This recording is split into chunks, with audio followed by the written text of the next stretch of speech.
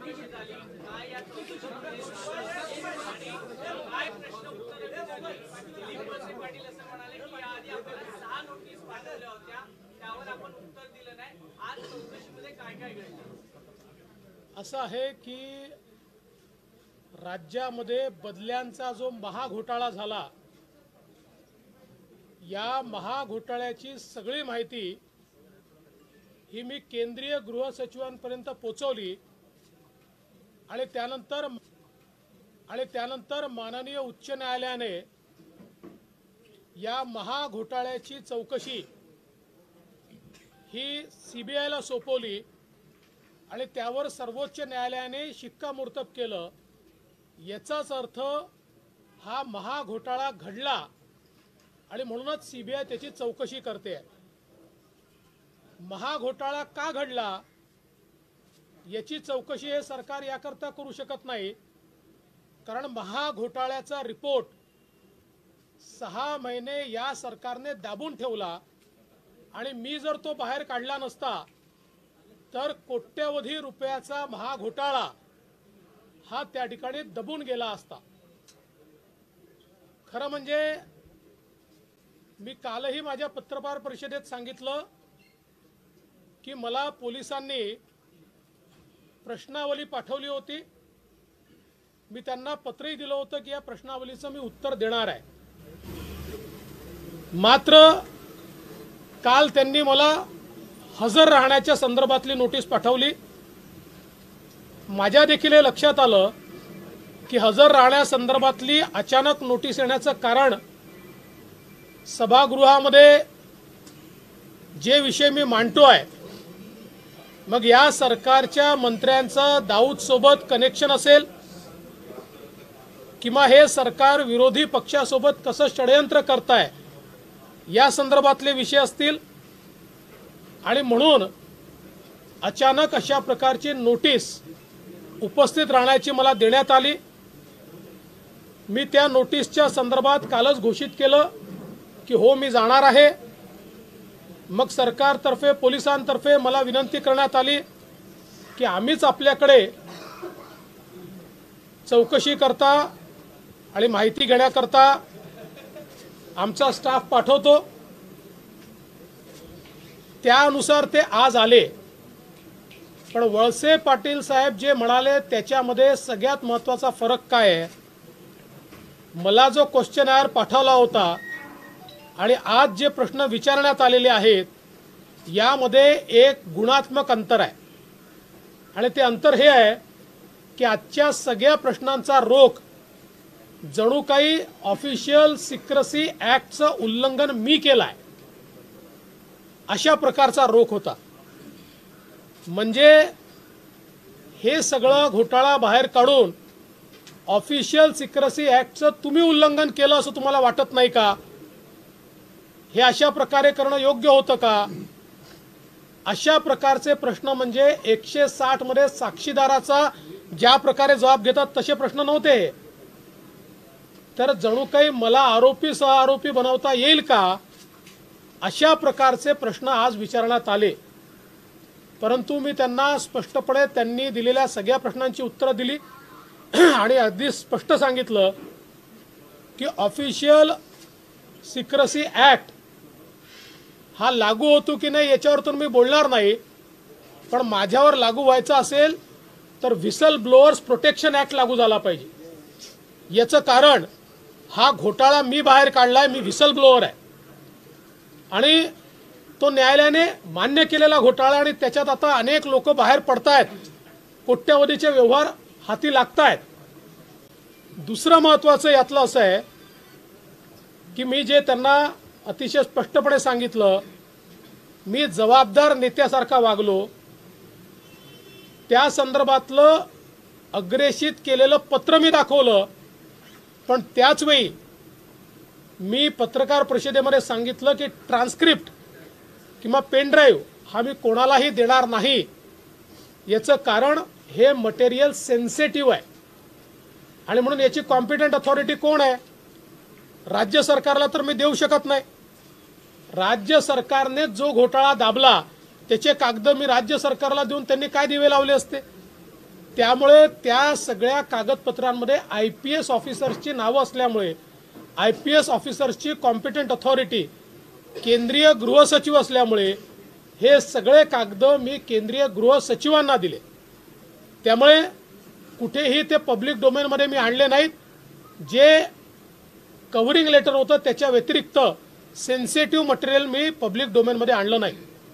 पण त्याचवेळी सिक्रेसीचा भंग झाला असेल तर तो कोणी केला? संध्याकाळी ही सगळी कागदपत्र ट्रान्स्क्रिप्टची जी मी केंद्रीय गृह सचिवांना दिली होती ती मंत्री नवाब मलिक यांनी पत्रकारांना दिली. त्यामुळे चौकशी झाली पाहिजे तर ती त्यांची झाली पाहिजे. कारण पत्रकारांना हे जर पोलीस मानतात की हे सिक्रेट डॉक्युमेंट होते तर मग ते मंत्री नवाब मलिकांना प्रेसला देण्याचा अधिकार होता का? ते त्यांनी दिले आहेत प्रेसला, आपल्यापैकी सगळ्यांनाच त्यांनी दिले आहेत, आपल्याजवळ देखील त्याची माहिती आहे. त्यामुळे कितीही मला गोवण्याचा प्रयत्न केला तरी सरकार मला गोवू शकत नाही. हे काळे कारनामे मी बाहेर काढतच राहणार आहे. या संदर्भात जेवढी माहिती मिळेल ती माहिती मी पोचवतच राहणार आहे. आणि मला या गोष्टीचा आनंद आहे की मी एका अतिशय जबाबदार नागरिकासारखं सगळं संवेदनशील मटेरियल हे प्रसिद्धीच्या मागे न लागता ते पब्लिक डोमेनमध्ये न आणता ते मी कॉम्पिटंट अथॉरिटीला दिलं आहे. आणि म्हणून मला असं वाटतं हा जो काही चौकशी वगैरे करण्याचा किंवा स्टेटमेंट नोंदवण्याचा जो काही उपक्रम या ठिकाणी झाला आहे सरकारला यातनं काही हाती लागणार नाही. या माध्यमातनं त्यांचे मनसुबे जे आहेत ते मनसुबे पुरे होऊ शकणार नाहीत. अधिवेशन काळामध्ये आज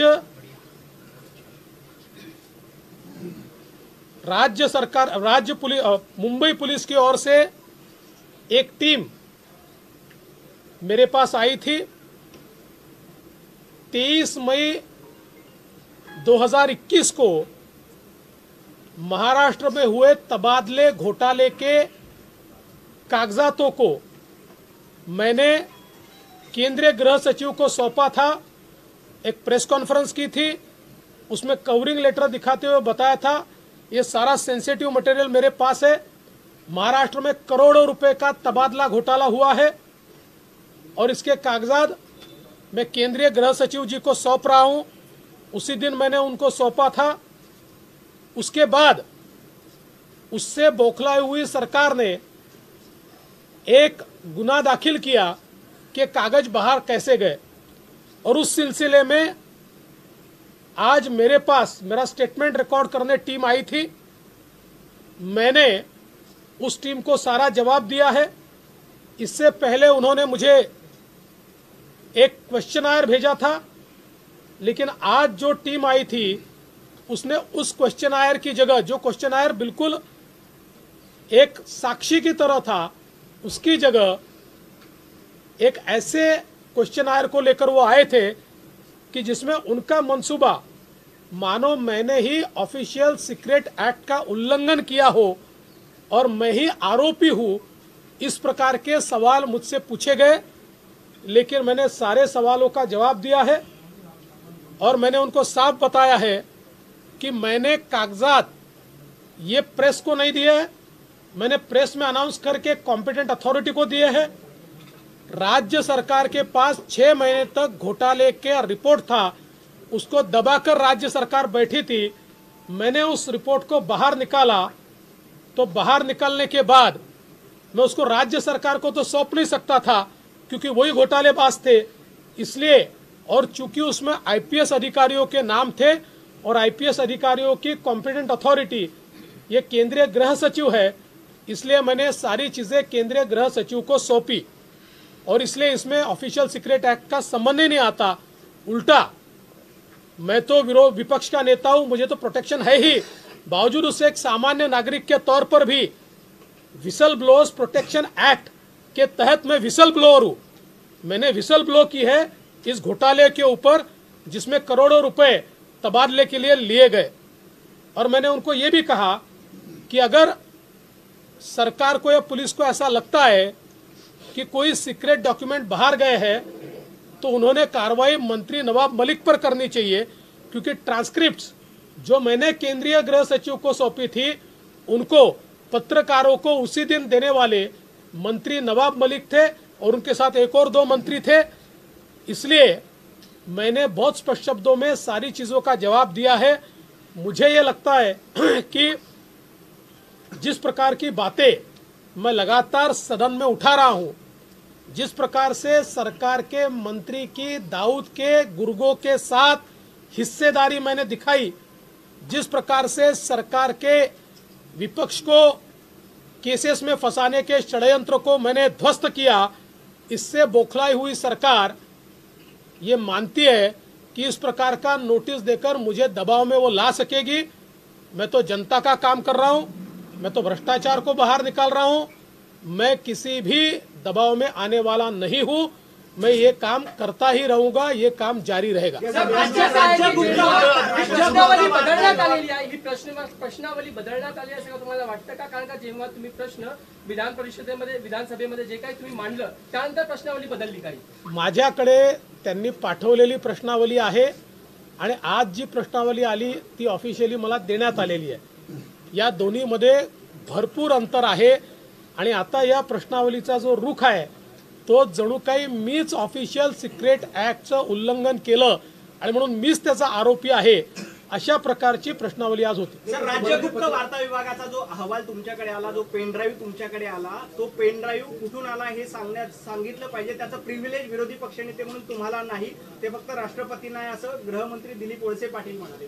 ते गृहमंत्र्यांनी काही सांगितलं तरी माझे प्रिव्हिलेज काय ते मला माहिती आहे। तथापि मी कालच घोषित केलं होतं की मी प्रिव्हिलेज वापरणार नाही, त्यामुळे मी प्रिव्हिलेज न वापरता योग्य उत्तर दिलेली आहेत। या सगळ्या संपूर्ण प्रकरणाची तुम्ही सांगता की केंद्रीय यंत्रणांकडे तुम्ही कागदपत्र सादर केली, आता प्रश्न परत उपस्थित राहतो की कारवाई मग कोण करणार? तुम्ही सांगता केंद्रीय यंत्रणांना हायकोर्टानेच कारवाई करायला सांगितलंय, त्याप्रमाणे सीबीआय कारवाई करताय। अनेक लोकांची चौकशी चाललेली आहे, अनेक पोलीस अधिकारी रोज तिथे जात आहेत, त्यांचं बयान होत आहे, काही लोक माफीचे साक्षीदार देखील झालेले आहेत। त्याच्यामुळे त्यांनीही कुठे व्यवहार झाला हे देखील सांगितलेलं आहे। ही सगळी चौकशी सीबीआय चाललेली आहे। गृहमंत्री असं तुम्हाला वाटतं का ज्या पद्धतीने निकाल हाती आले त्यानंतर? मला वाटण्याचा विषय काय हे महाराष्ट्रातल्या जनतेला दिसतंय की राजकीय अभिनिवेशातनच कारवाई चाललेली आहे। गृहमंत्री अजित पवार असं म्हणतात की आम्ही देवेंद्र फडणवीसांची आरोपी म्हणून चौकशी करत नाहीये, तर त्यांच्याकडे नेमका हा डाटा कसा आला, त्यांचा सोर्स ऑफ इन्फॉर्मेशन कोण आहे, ही माहिती घेण्यासाठी आम्ही त्याचा जबाब घेतो। माझा त्यांना एवढंच आव्हान आहे की वेळ राहता जर तुम्हीच या कांडाची चौकशी केली असती, तुम्ही जर या घोटाळ्याची चौकशी केली असती, 6 महिने सरकार त्याच्यावर बसून होतं, कारण सरकार या ट्रान्सफर कांडमध्ये लिप्त होतं। आता ते बाहेर येत आहे, त्यामुळे त्याची चौकशी सोडून आमचे कांड बाहेर का आले याची चौकशी करणं, यावरच हे लक्षात येत आहे की आमचे कांड कोणी बाहेर काढू नये, आमचे घोटाळे कोणी बाहेर काढू नये, याकरता हा दबाव चाललेला आहे। नोटीस जी आहे ती आता हे कुणी देऊ नये, म्हणजे कुठल्याच पक्षाने किंवा या गोष्टी करू नये, जे आहे ते याच्यामध्ये मुद्दे भरकटत आहेत, मूळ विषय बाजूला राहतोय। आणि मेन तुम्हाला नोटीस दिली त्यांना कल्पना सुद्धा नाही, म्हणजे राज्याचे डेप्युटी सीएमला अजित दादा काय म्हणाले मी ते ऐकलं नाही, पण एक गोष्ट निश्चित आहे की ज्याचा लोकशाहीवर विश्वास आहे अशा प्रत्येक व्यक्तीला मनातनं तरी हे नक्कीच वाटेल की अशा प्रकारची नोटीस देणं हे चुकीचं आहे। विधिमंडळ अधिवेशन सुरू असताना समाधान झालं आहे का की त्यांनी पुन्हा चौकशीसाठी तुम्हाला बोलवू किंवा येऊ असं काही सांगितलेलं? आज मला पुन्हा येईन असं त्यांनी सांगितलेलं नाही।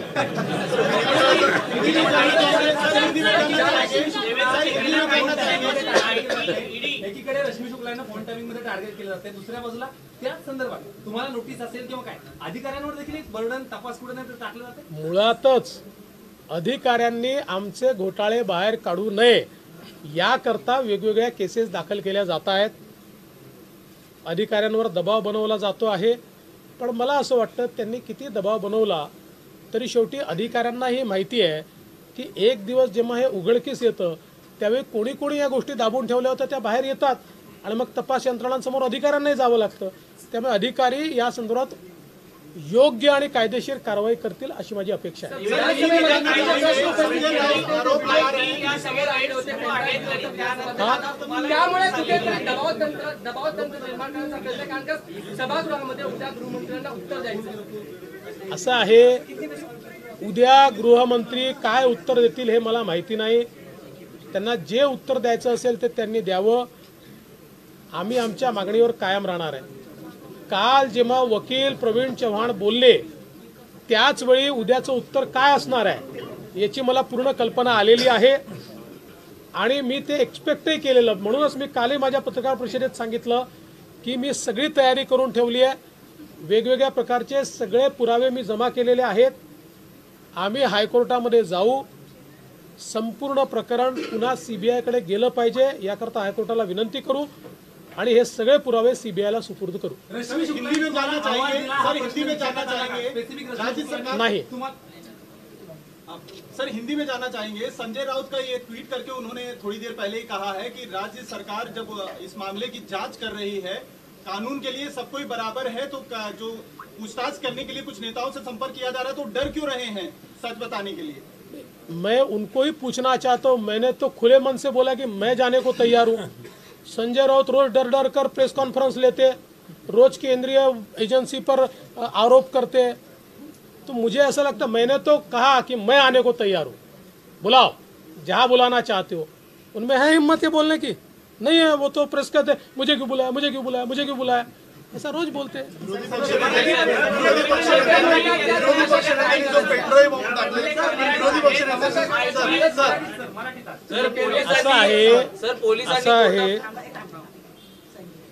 असं आहे की संजय राऊत जे म्हणाले त्यांना मी सांगू इच्छितो, मला नोटीस आल्यावर मी प्रेस कॉन्फरन्स घेऊन घोषित केलं की हो, प्रिव्हिलेज असलं तरी ते प्रिव्हिलेज न वापरता मी त्या ठिकाणी जाणार आहे. मला तर सरकारने विनंती केली की तुम्ही येऊ नका, पोलिसांनी विनंती केली की आम्ही पाठवतो, त्यामुळे आम्ही घाबरत नाही. पण माझा सवाल आहे, संजय राऊतांना जर अशा प्रकारची परिस्थिती आली ते का घाबरतात? ते का एजन्सीजवर आरोप करतात? ते का रोज प्रेस कॉन्फरन्स घेऊन सांगतात मला का बोलवता, मला का बोलवता, मला का बोलवता, असं ते का म्हणतात? याचं उत्तर त्यांनी दिलं पाहिजे. सर, आदित्य ठाकरे असं म्हणतात की भाजप नेते फक्त बोलतात, आम्ही कुठल्याही पद्धतीची सूडबुद्धीनं कारवाई करत नाही, आम्ही न्यायव्यवस्थेवर विश्वास ठेवलाय. हे कोणी लिहून दिलं असेल त्यांना मला माहिती नाही. थोडी सुधारणा केली तर अधिक चांगलं. विरोधी पक्ष नेत्यांनी जो पेनड्राईव्ह बॉम्ब टाकलेला आहे त्यामुळे महाविकास आघाडी सरकार घाबरले का? आता हे तर त्यांना माहिती आहे, पण तुम्ही पत्रकार आहात, तिथे काय आहे, कोणामध्ये घबराट आहे का, कोणामध्ये काय आहे हे तुम्हाला समजतं. त्यामुळे हा प्रश्न मला विचारायचे, मीच तुम्हाला विचारतो, सांगा आहे का? Sir thank you. सर हिंदी में एक आखिरी सवाल.